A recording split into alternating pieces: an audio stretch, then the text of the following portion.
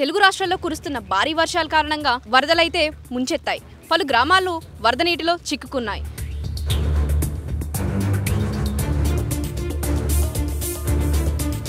ఇక్కడ చూసుకున్నట్లయితే పశ్చిమ గోదావరి జిల్లా నందమూరు గ్రామంలో ఇప్పుడు మనం ఉన్నాం. ఇక్కడ పరిస్థితి చూసుకున్నట్లయితే పంట పొలాలు చెరువులను తలపిస్తున్నాయి. చెరువులే కాదు సముద్రాలని తలపిస్తున్నాయి. ఇక్కడ గ్రామస్తులు మొత్తం వారి ఇళ్లన్నీ నీటిలో మునిగి ఉన్నాయి. అయితే ఇక్కడ గ్రామస్తులను అడిగి వాళ్ళ పరిస్థితి ఏంటి అనేది తెలుసుకుందాం. నమస్తే అండి. ఈ వరద నీటిలో మీ గ్రామం మొత్తం మునిగిపోయి ఉంది కదా, అసలు ఇది ఇంతకు ముందు కూడా జరిగిందా, ఇప్పుడే జరిగిందా? అంతకు ముందు కొంచెం జరిగిందండి. ఇప్పుడైతే బాగా విపరీతంగా వచ్చిందండి. గత ప్రభుత్వంలో గంటలు పొడసలేదండి. అంతకుముందు గవర్నమెంట్లో చంద్రబాబు గవర్నమెంట్ బాబురాజు గారు కాంట్రాక్ట్ చేసి అన్ని వర్కులు చేయించారండి. బాగా చేయించారండి. ఆయన కొను తెలుగుదేశం గవర్నమెంట్లో చంద్రబాబు గారు చేయించారండి.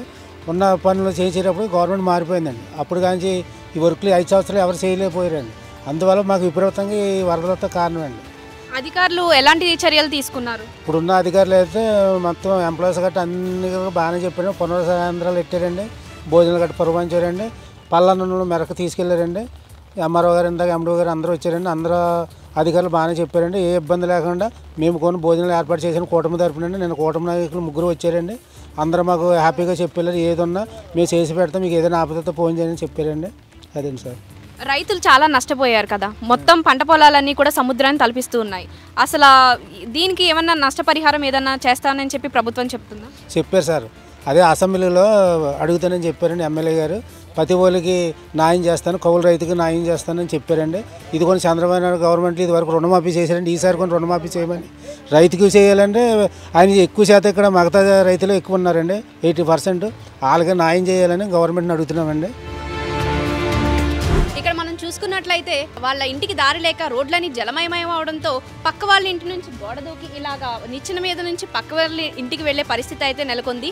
మెయిన్ రోడ్ మీద నుంచి వెళ్ళాలి అంటే మొత్తం పీకల్లోతు నీళ్ళు అయితే వచ్చేస్తున్నాయి. ఒకసారి అటువైపు వెళ్ళి చూద్దాం అక్కడ పరిస్థితి ఎలా ఉందో. ఇక్కడ మనం చూసుకున్నట్లయితే ఇక్కడ ఈ ఇంటి వాసులు నెట్ ఒకటి పెట్టుకున్నారు. ఆ వరదకి వచ్చే జలచరాలు ఏదైతే ఉన్నాయో అక్కడ వల్ల చిక్కుకుపోయి ఉన్నాయి. చూసుకున్నట్లయితే విషపూరితమైన పాములన్నీ కూడా ఆ నెట్లో చుట్టుకుపోయి ఉన్నాయి. ఒకవేళ ఆ నెట్ లేకపోతే ఈ ఇంటి వాసుల పరిస్థితి ఏంటి? ఆ జలచరాలన్నీ కూడా ఇంట్లోకి వచ్చేస్తాయి. ఇక్కడ ఉన్న ఈ ఇంటి సభ్యురాలతో మనం మాట్లాడదాం. ఏటలాగా ముంచేస్తుందండి. మరి ఇంక పరిస్థితి ఇంకేం చెప్పమండి. మరి అక్కడ రైల్వే గొట్టు వేయలేదండి. ఆ గొట్టు వేయక ఇంకా కొంచెం కోసేస్తుంది కూడా అండి. దానివల్ల వరద ఎక్కువగా వచ్చేసిందండి ఈసారి. ప్రతి ఏటలాగా వచ్చేస్తే ఇంక మేము ఎలాగ తెలియట్లేదు. ఇంట్లో ఉండాలో ఇక్కడ ఉండాలో ఇటండి వెళ్ళిపోవాలో ఇన్ని ఉండలేదండి. మాకు ప్రతి సంవత్సరం ఇదే సమస్య అండి. వాళ్ళు పెట్టుకున్నాను, వాళ్ళు పెట్టుకోకపోతే ఇంక ఇంట్లో కూడా ఉండక్కర్లేదండి. మేము అసలు ఇంట్లో ఉన్నామంటే ఇంకా వాళ్ళ ధైర్యంగా ఉన్నామండి. లేకపోతే ఇంక ఇంట్లో ఉండాలన్నా కూడా మాకు భయం అండి. పాములు ఇప్పుడు అవి వాళ్ళు పెట్టకపోతే లోపలికి వచ్చేస్తాయండి. పిల్లలతో ఉన్న చిన్న చిన్న పిల్లలు చంటి పిల్లలు మా అక్కలింటికి పంపించేసండి. మా చిన్నపిల్లల్ని ఇక్కడ ఉంటే పిల్లలు అంతమంది బయటకు వచ్చేస్తారు. మీరు చెప్పండి, అసలు ఈ వరద కారణంగా ఎక్కడికక్కడ విద్యుత్ స్తంభాలు పడిపోయాయి, చెట్లు పడిపోయాయి, విద్యుత్కి అంతరాయం కలిగింది. చాలా పాఠశాలలు కూడా సెలవులు అయితే ప్రకటించేశాయి. ఇంకా ఈ వరదల కారణంగా మీరు ఎలాంటి ఇబ్బందులు ఫేస్ చేస్తున్నారు? మాకైతే వరదల కారణంగా ఏదన్నా ఇప్పుడు సేల్పరంగా అయితే పనులు అయితే పోనండి. ఇప్పుడు చేతి పని చేసుకునే వాళ్ళు కూడా ఏ పని గట్ట వెళ్ళడానికి గట్ట లేదు. ఏదైనా నిత్యావసర సరుకులు తెచ్చుకోవడం కల్లా చాలా తీవ్ర ఇబ్బంది అయితే పడుతున్నాము. మాకు తెల్లారులు ఇస్తే కూలి పని చేసుకుంటున్నా కానీ మాకు ఎదరికి వెళ్దండి. అటువంటి పరిస్థితులు ఈ ఎరగాల రావడం అనేది చాలా ఇది కింద ఉందండి మాకు. అది ఇప్పుడు ఇందులో కూడా మేము చాలామంది కూడా 2 ఎకరాలు 3 ఎకరాలు 4 ఎకరాలు 5 ఎకరాలు కౌలు చేసుకునే రైతులు అండి. ఇప్పుడు ఆల్రెడీ మొన్న అయితే దమ్ములు చేసి ఊడ్చి పెట్టుబడి మామూలుగా ఒక కలుపు మంది అని అయ్యాయని పెట్టేసాం. దగ్గర పెట్టుబడులు అయితే పెట్టామండి. ఇప్పుడు అవన్నీ మాకు బూడిదలో పోసిన పన్నీర్ టైప్లో అయిపోయిందండి. ఇప్పుడు మాకు అట్ల వల్ల ఇప్పుడు మళ్ళీ ఈ వాటర్లు ఆగినా కానీ అవి మేము చేసిన దానికి ఏమన్నా ఫలితం ఉంటుందో లేదో కూడా మాకు తెలియని పరిస్థితిలో దీనస్థితిలో మేము ఉన్నామండి.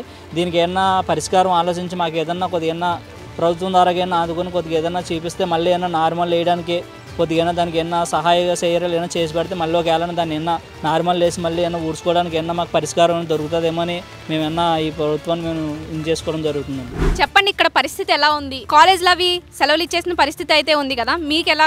మాకంటే హెల్త్ కట్ట ఇబ్బందిగా ఉంటుంది అక్క. బుక్స్ కట్ట అన్నీ ఇట్టుకోలేకపోతున్నాం. నీళ్ళు కట్ట ఇంట్లోకి వచ్చేస్తున్నాయి. యూనిఫామ్ వేసుకుని వెళ్దామన్నా గోల్దుకి వెళ్ళకపోతున్నాం. బందా కట్ట ఉంది రోడ్డు. కానీ బస్సులు కట్టే ఇక్కడికైతే వస్తా కాళ్ళ కట్టుకు వస్తున్నాయి. ఇబ్బందిగా ఉంటుంది వెళ్ళాలన్నా. వరద నీళ్ళు ఇంట్లోకి చేరడం వల్ల కరెంట్ కూడా ఉండలేదు అక్క. సరిగా పాములు కట్ట వస్తాయి, భయం కట్ట వేస్తుంది. చదువుకోవాలని కరెంట్ కట్ట ఉండలేదు అక్క నైట్. ఇది ఇక్కడ ఉన్నటువంటి పరిస్థితి. ఎక్కడికక్కడ చెట్లు పడిపోయి, విద్యుత్ స్తంభాలు పడిపోయి, విద్యుత్కి అంతరాయం కలిగింది. ఎక్కడికక్కడ కళాశాలలు, విద్యా సంస్థలు అయితే సెలవులు ప్రకటించాయి. ఇళ్లలో మురికి నీరు, వరద నీరు అయితే చేరుకుంది. ఈ నీరు కారణంగా కొత్త ఆరోగ్య సమస్యలు అయితే వచ్చే అవకాశం ఉంది. అధికారులు పునరావాస కేంద్రాలు ఏర్పాటు చేసినప్పటికీ కూడా ఇళ్ల నుంచి బయటకు వచ్చి పునరావాస కేంద్రాలకు వెళ్ళడానికి అయితే దారులన్నీ కూడా జలమయమయ్యాయి. పునరావాస కేంద్రాలు ఏర్పాటు చేసినప్పటికీ కూడా అధికారులు ఈ నీరు బయటకు వెళ్లేలా చర్యలు తీసుకోవాలని చెప్పేసి ఇక్కడ ప్రజలైతే కోరుకుంటున్నారు.